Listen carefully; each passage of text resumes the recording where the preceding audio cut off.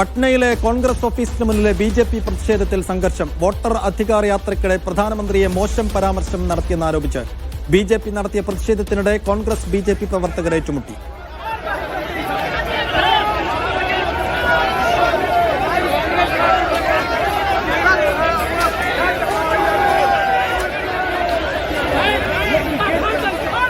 PR. Aravind വിശദാംശങ്ങൾ നൽകും. Aravind, voter Adhikar യാത്രയ്ക്കിടെയാണ് ഇപ്പോൾ ഈ സംഘർഷം ഉണ്ടായിരിക്കുന്നത്. അതും യാത്ര കോൺഗ്രസ് ഓഫീസിന് മുന്നിലൂടെ കടന്നു പോകുമ്പോഴാണെന്ന് മനസ്സിലാക്കുന്നു. എന്താണ് ഇപ്പോൾ സംഭവിച്ചുകൊണ്ടിരിക്കുന്നത്? വിശദാംശങ്ങൾ എന്താ? സൈഫുദ്ദീൻ, പട്നയിലെ കോൺഗ്രസ് ഓഫീസിന് മുന്നിലാണ് ബി.ജെ.പി. പ്രവർത്തകർ പ്രതിഷേധവുമായി എത്തുന്നത്. പ്രധാനമായും ബീഹാറിൽ ഈ ദർഭംഗയിലൂടെ ഈ റാലി കടന്നു പോകവെ പ്രധാനമന്ത്രിയും പ്രധാനമന്ത്രിയുടെ മാതാവിനെയും കോൺഗ്രസ് പ്രവർത്തകർ അധിക്ഷേപിച്ചുവെന്ന് ബി.ജെ.പി. ആരോപണം ഉയർത്തിയിരുന്നു. കഴിഞ്ഞ ദിവസം ഇതുമായി ബന്ധപ്പെട്ട് പോലീസ് പരാതി നൽകുകയും ഒരാളെ പോലീസ് അറസ്റ്റ് ചെയ്യുകയും എല്ലാം ചെയ്തത്. പക്ഷേ ശക്തമായ വിമർശനമാണ് കോൺഗ്രസിനെതിരെ ബി.ജെ.പി. ഉയർത്തുന്നത്. ഇതിന് പിന്നാലെയാണ് കോൺഗ്രസ് ഓഫീസിന് മുന്നിൽ ബി.ജെ.പി. പ്രവർത്തകർ ആ ഒരു പ്രതിഷേധവുമായി എത്തുകയും പിന്നീട് ബി.ജെ.പി. കോൺഗ്രസ് പ്രവർത്തകർ തമ്മിലൊരു ഏറ്റുമുട്ടൽ ഉണ്ടാവുകയും ചെയ്തത്. എന്തായാലും വലിയ പ്രതിഷേധത്തിലേക്ക് കാര്യങ്ങൾ പോവുകയും പോലീസ് അടക്കം ഇടപെടുന്ന ഒരു സാഹചര്യം ഉണ്ടാവുകയും ചെയ്തു. ഇപ്പോൾ സ്ഥിതിഗതികൾ നിയന്ത്രണ വിധേയമാണ്. പക്ഷേ ഇത്തരമുള്ള പരാമർശങ്ങൾ അനുവദിക്കില്ല, അല്ലെങ്കിൽ ആ പ്രധാനമന്ത്രി അധിക്ഷേപിക്കാൻ അനുവദിക്കില്ല എന്നതാണ് ബി.ജെ.പി. ചൂണ്ടിക്കാണിക്കുന്നത്. അതേസമയം ചില പ്രവർത്തകർ മാത്രമാണ് ഇത്തരത്തിലൊരു പരാമർശം നടത്തിയത്.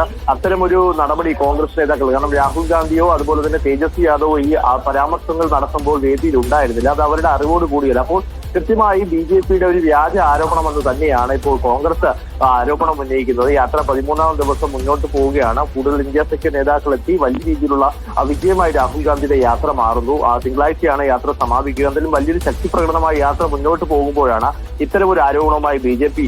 രംഗത്തെത്തിയിരിക്കുന്നത്. എന്തായാലും വലിയ പ്രതിഷേധമുണ്ടാവുകയും ബി.ജെ.പി. കോൺഗ്രസ് പ്രവർത്തകർ തമ്മിൽ ഒരു ഏറ്റുമുട്ടലുണ്ടാവുകയും ചെയ്തിട്ടുണ്ട്. പ്രവർത്തകർ കൊടികെട്ടിയ വടികളുമായി നേരിട്ട് ഏറ്റുമുട്ടുന്നതിന് ദൃശ്യങ്ങൾ കാണാം. അവിടെ പോലീസ് നേരിട്ട് ഇടപെടുന്നതൊന്നും കാണുന്നുമില്ല. സ്വാഭാവികമായും വലിയ സംഘർഷത്തിലേക്ക് കാര്യങ്ങൾ പോയതിന്റെ ദൃശ്യങ്ങളാണുള്ളത്. സംഘർഷാവസ്ഥ പൂർണ്ണമായും അവസാനിച്ചു എന്ന് കരുതുന്നുണ്ടോ? ഇപ്പോൾ സംഘർഷാവസ്ഥയ്ക്ക് അഴവ് വന്നതാണ് നമുക്ക് മനസ്സിലാകുന്നത്. പട്നയിലെ കോൺഗ്രസ് ഓഫീസിന് മുന്നിലായിരുന്നു പ്രതിഷേധം ഉണ്ടായത്. യാത്ര വെസ്റ്റ് ചമ്പാരനിൽ നിന്നാണ് ആരംഭിച്ചത്. യാത്ര പോകുന്ന ഒരു സ്ഥലത്തല്ലായിരുന്നു ഈ പ്രതിഷേധം ഉണ്ടായത്. കാരണം വിവിധയിടങ്ങളിൽ ബി.ജെ.പി. പ്രതിഷേധങ്ങൾ സംഘടിപ്പിച്ചത്. അതിന്റെ ഭാഗമായാണ് പട്നയിലെ കോൺഗ്രസ് ആസ്ഥാനത്തിന് മുന്നിലേക്ക് ബി.ജെ.പി. പ്രവർത്തകർ എത്തുകയും പിന്നീട് വലിയ രീതിയിലുള്ള ഏറ്റുമുട്ടൽ കോൺഗ്രസ് പ്രവർത്തകരുമായി നടക്കുകയും ചെയ്തത്.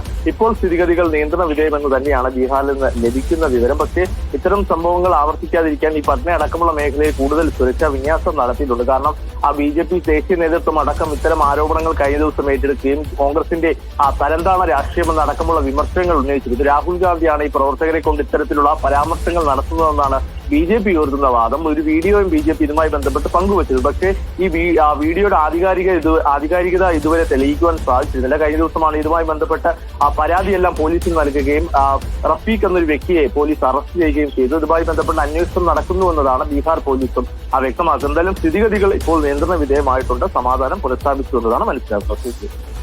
വോട്ടർ അധികാർ യാത്രയ്ക്കിടെ പ്രധാനമന്ത്രിക്കെതിരെ മോശം പരാമർശം, അധിക്ഷേപം നടത്തിയെന്ന് ആരോപിച്ചുകൊണ്ടാണ് ബീഹാറിൽ വിവിധയിടങ്ങളിലായി ബി.ജെ.പി. പ്രവർത്തകർ പ്രതിഷേധിച്ചത്.